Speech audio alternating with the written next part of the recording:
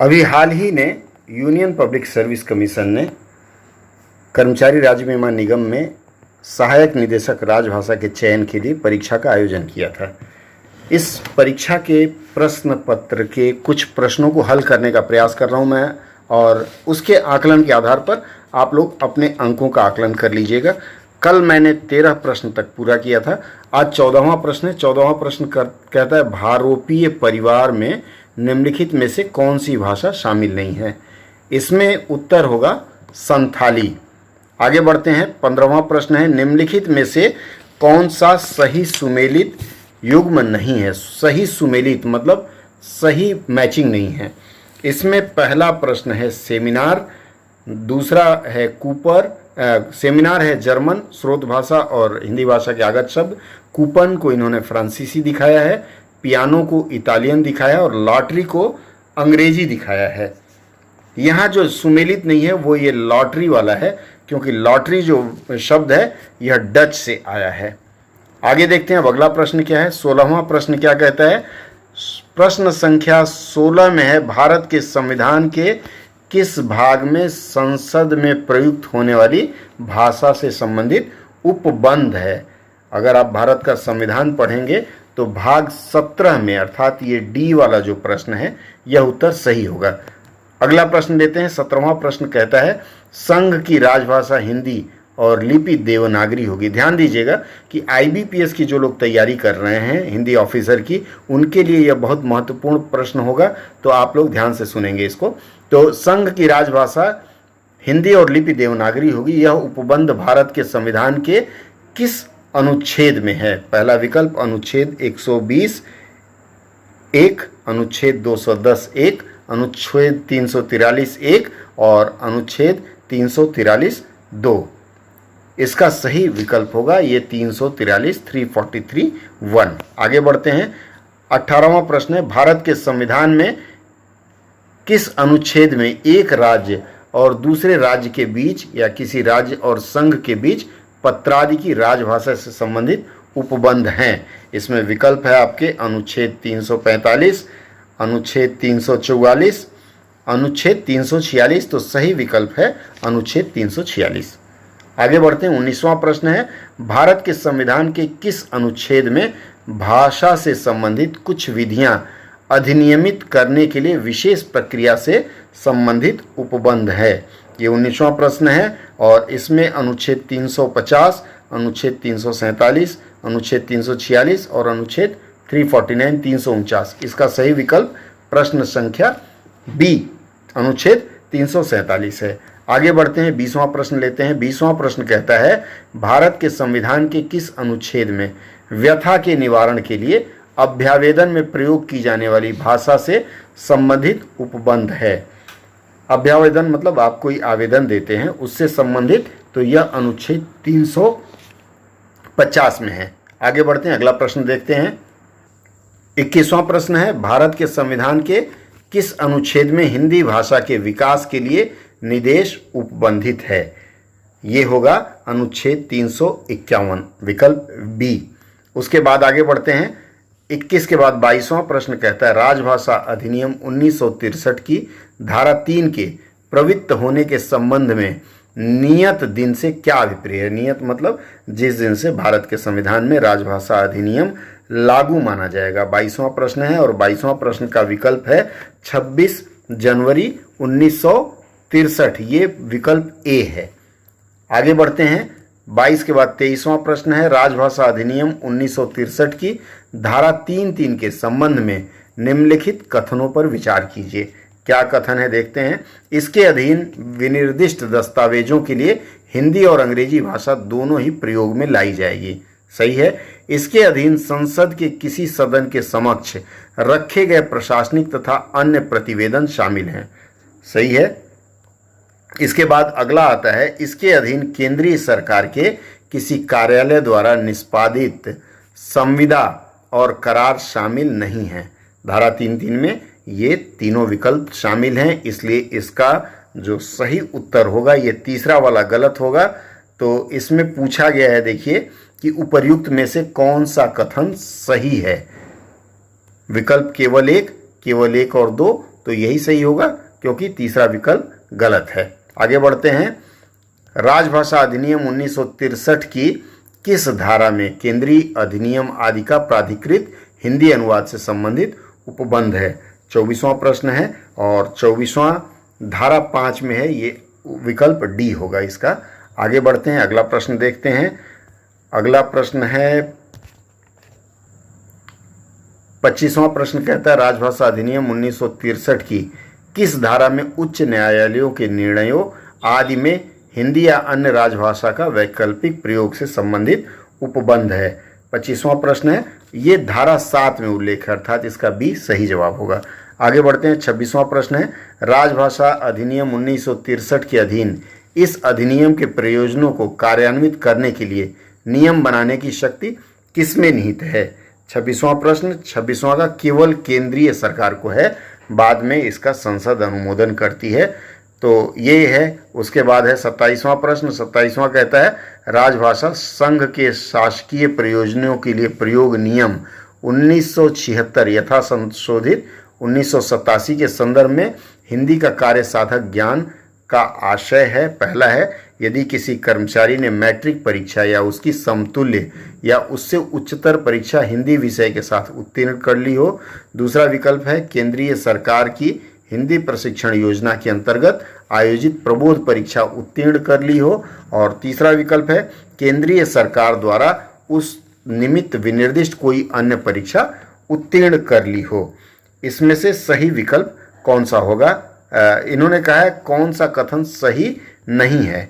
इसमें विकल्प दिया है केवल 1, केवल 2, केवल 3 और केवल 1 और 3। क्या होना चाहिए सही? आप लोग क्या करके आए हैं एक बार और देख लें इसको। प्रश्न संख्या 27 में ये दूसरा वाला प्रश्न है, केंद्रीय सरकार की हिंदी प्रशिक्षण योजना के अंतर्गत आयोजित प्रबोध परीक्षा उत्तीर्ण कर ली हो, ये गलत है। तो इसमें से आप ऑप्शन कौन सा चुनेंगे? आप ऑप्शन चुनेंगे ये वाला, केवल 2 गलत है। ठीक है, इसके बाद फिर अगले प्रश्न पर चलते हैं। प्रश्न संख्या 28 कहता है कि राजभाषा विभाग प्रतिवर्ष केंद्र सरकार के कार्यालयों द्वारा कार्यान्वयन के लिए राजभाषा हिंदी के प्रचार प्रसार और प्रगामी प्रयोग हेतु वार्षिक कार्यक्रम तैयार किया जाता है।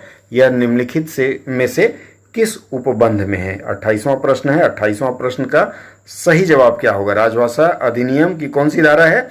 1976 है, मतलब ये विकल्प बी है। और 1976 का इसमें नियम 12 होता है, तो इसका विकल्प बी होगा। आगे बढ़ते हैं। कोई कार्मिक छत्तीसगढ़ के रायपुर स्थित केंद्र सरकार के किसी कार्यालय में पदस्थ है, छत्तीसगढ़ क क्षेत्र में आता है, उसे ओडिशा के स्थित केंद्र सरकार के कार्यालय के साथ पत्राचार करना है, ये ग क्षेत्र में आता है। तो उनका पूछना है कि 2022-23 का जो वार्षिक कार्यक्रम बना है उसमें मूल पत्राचार में से क्या लक्ष्य होना चाहिए? अर्थात क क्षेत्र से ग क्षेत्र के लिए मूल पत्राचार का जो लक्ष्य है वह है 65%। ध्यान रहे 55 मत लिखिएगा। इसके बाद है कोई कार्मिक चंडीगढ़ स्थित केंद्र सरकार के किसी कार्यालय में कार्यरत है, चंडीगढ़ ख क्षेत्र में है, उसे कार्यालयीय प्रयोजन से फाइलों पर टिप्पणी लिखनी है, तो उसका कितना लक्ष्य निर्धारित है? मैं बता रहा था 30वां प्रश्न जो है आपका 30वें प्रश्न में पूछ रहा है चंडीगढ़ स्थित केंद्र सरकार के किसी कार्यालय में कार्यरत कार्मिक को अगर टिप्पणी लिखनी है 2022-23 के वार्षिक कार्यक्रम के अनुसार, तो उसका लक्ष्य क्या होगा? अब देखिए लक्ष्य इसमें नोटिंग का जो है ख क्षेत्र में ये 50% का है, तो ये वाला विकल्प सी वाला विकल्प इसका होगा। चलिए इसके बाद आगे चलते हैं। अगला जो प्रश्न है 31 नंबर है, निम्नलिखित में से कौन सा सही सुमेलित युग्म नहीं है?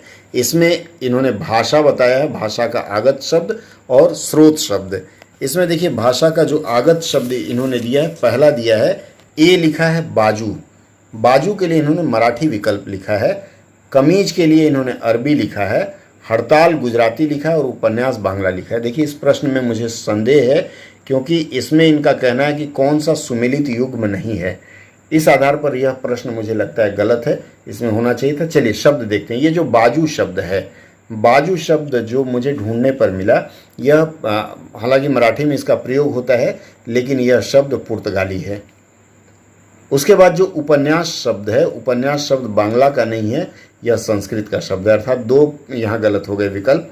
उसके बाद कमीज जो शब्द है, कमीज अरबी यहाँ दिखा रहा है, लेकिन विवरण इसका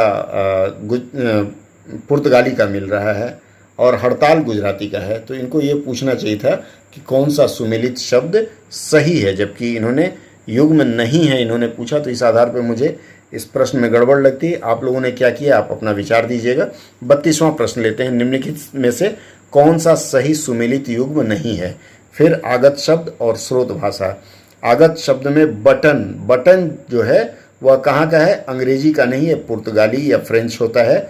सिनेमा फ्रांसीसी है, लेकिन वास्तव में सिनेमा अंग्रेजी होती है। सिगार जो शब्द है, सिगार स्पेनी है, सही है। और रिक्शा जापानी शब्द सही। ये दो मुझे सही लग रहा है, बाकी दो में मुझे संदेह है। वैसे इसका उत्तर आप मान सकते हैं कौन सा सही सुमेलित नहीं है, तो आप मान के चलें कि बटन या सिनेमा में से कोई एक होगा। इसका भी विकल्प आप लोग दीजिएगा, मुझे प्रतीक्षा रहेगी। 33वां प्रश्न है, सूची 1 और 2 में सुमेलित कीजिए, क्रॉस मैचिंग जिसको कहते हैं, और उसके अनुसार कोड का प्रयोग करना है। देखिए, विनायक जो है ये रचना और रचनाकार हैं। तो विनायक लिखा है रमेश चंद्र शाह जी ने, कोहरे में कैद रंग लिखा है गोविंद मिश्र जी ने, और मिलजुल मन ये लिखा है मृदुला गर्ग जी ने, और फिर ढलान से उतरते हुए ये लिखा है निर्मल वर्मा ने। इस आधार पे अगर आप विकल्प देखेंगे तो यहाँ विकल्प ए सही होगा। ए में लिखा है 1, मतलब ए के लिए 1, बी के लिए 4, सी के लिए 2 और डी के लिए 3। आगे बढ़ते हैं। 34वां है, सूची 1 से सुमेलित कीजिए। रचनाकारों के ऊपर इन्होंने खूब किया, 6-7 प्रश्न दिया है। इसमें उर्वशी जो है, उर्वशी किसने लिखा है? रामधारी सिंह दिनकर जी ने लिखा है। उसके बाद हिम तरंगिणी लिखा है माखनलाल चतुर्वेदी जी ने। उसके बाद तमस लिखा है भीष्म साहनी जी ने, और मगध लिखा है श्रीकांत वर्मा जी ने। इस आधार पर 34वें प्रश्न का जो सही उत्तर होगा वह होगा ए। ए मतलब ए का 3, बी का 4, सी का 1 और डी का 2। आगे बढ़ते हैं। इसके बाद 35वां प्रश्न है, फिर से यहाँ सुमेलित करना है आपको। इसमें इन्होंने दिया है रचना है भूल गलती, उसके बाद है जूही की कली, भूल गलती लिखा है मुक्तिबोध जी ने, जूही की कली लिखा है निराला जी ने। उसके बाद अंधेरे का मुसाफिर लिखा है सर्वेश्वर दयाल सक्सेना जी ने, और नदी के द्वीप लिखा है अज्ञेय जी ने। इस आधार पर जो सुमेलित करना है वह होता है सी विकल्प। विकल्प सी में क्या दिया है? ए का 2, बी का 3, सी का 4 और डी का 1। 36वें प्रश्न पे चलते हैं। फिर यहाँ रचना और रचनाकारों को सुमेलित करना है। इसमें आता है कृष्ण गीतावली। कृष्ण गीतावली लिखा है तुलसीदास जी ने। उसके बाद आता है साहित्य लहरी। साहित्य लहरी लिखा है सूरदास जी ने। रामचंद्रिका लिखा है केशव जी ने, और पृथ्वीराज रासो लिखा है चंद्रवरदाई ने। इस आधार पर 36वें प्रश्न का जो सही विकल्प होगा वह डी होगा। डी का मतलब है ए के लिए 2, बी के लिए 1, सी के लिए 4 और डी के लिए 3। आगे बढ़ते हैं। 37वें प्रश्न पर चलते हैं। 37वें प्रश्न में रचना और रचनाकारों को मेल कराना है। राम की शक्ति पूजा आपको पता है निराला जी ने लिखा है। बाबर अहेरी लिखा है अज्ञेय जी ने, और कामायनी सबको पता है जयशंकर प्रसाद जी ने, और यामा लिखा है महादेवी वर्मा जी ने। इस आधार पर इसका सही विकल्प फिर से डी होगा, अर्थात डी में हम देखते हैं डी में क्या है। डी में है ए का 2, बी का 3, सी का 4 और डी का 1। आगे बढ़ते हैं। अगला प्रश्न है 38वां प्रश्न। 38वां है, आधुनिक हिंदी साहित्य के पितामह भारतेंदु हरिश्चंद्र, इन्होंने कई भाषाओं से हिंदी में अनुदित नाट्य किया है। मतलब उसमें इन्होंने पूछा है कि कौन सा सही सुमेलित युग्म नहीं है। अब देखिए, नाट्य रचना कौन सी है? विद्या सुंदर। विद्या सुंदर जो है ये बांग्ला से आई है। मुद्रा राक्षस संस्कृत से आई है, सही है। कर्पूर मंजरी पाली से है, ये वास्तव में संस्कृत की होनी चाहिए, यहाँ पाली लिखा हुआ है। और दुर्लभ बंधु जो है यह अंग्रेजी से आई है। इस आधार पर किसे आप कहेंगे? ये सी वाली जो विकल्प है ये गलत है। 39वां प्रश्न है, लेखक डॉक्टर धर्मवीर भारती की प्रसिद्ध कृति अंधा युग। अंधा युग आपका पद्य नाटक में आता है। और 40वां प्रश्न है, निम्नलिखित उदाहरण पर विचार कीजिए। मनुष्य को मुक्ति की तरह कविता की भी मुक्ति होती है। मनुष्य की मुक्ति कर्म के बंधन से छुटकारा पाना, और कविता की मुक्ति छंदों के शासन से अलग हो जाना है। ये पूछा गया है कि यह अंश किसने लिखा है। 40वां प्रश्न निराला जी ने लिखा है, 40 का ए निराला जी ने लिखा है। मुझे लगता है 39 का हो गया। अब हम आते हैं 41वां और आज के सत्र का ये आखिरी प्रश्न है। निम्नलिखित में से कौन सा सही सुमेलित युग्म नहीं है? यहाँ भी मुझे थोड़ा संदेह हुआ था। मलयालम, इसकी लिपि मलयालम, कोंकणी की देवनागरी, संथाली की देवनागरी या ओलीची, और डोगरी की डोगरी कश्मीरी। क्या विकल्प सुमेलित नहीं है? इस आधार पर अगर हम देखें तो मलयालम जो है ये ब्राह्मी लिपि से उत्पन्न लिपि है। हालांकि बाद में मलयालम, इसमें कई भाषाएं लिखी गई हैं। उसके बाद डोंगरी जो है, डोंगरी का, ये डोंगरी और कश्मीरी बाद में लोगों ने किया होगा, लेकिन इसका सही विकल्प है आखर या टाकरी। डोगरी का ये टाकरी है। तो मुझे जहाँ तक लगता है कि 41 के लिए डी विकल्प आप कर सकते हैं। और कोंकणी का देवनागरी सही है, संथाली का ओलीची सही है। इस आधार पर देखिए आज तक के जो विकल्प मैंने दिया, अगले सत्र में फिर बाकी प्रश्नों का जवाब देंगे।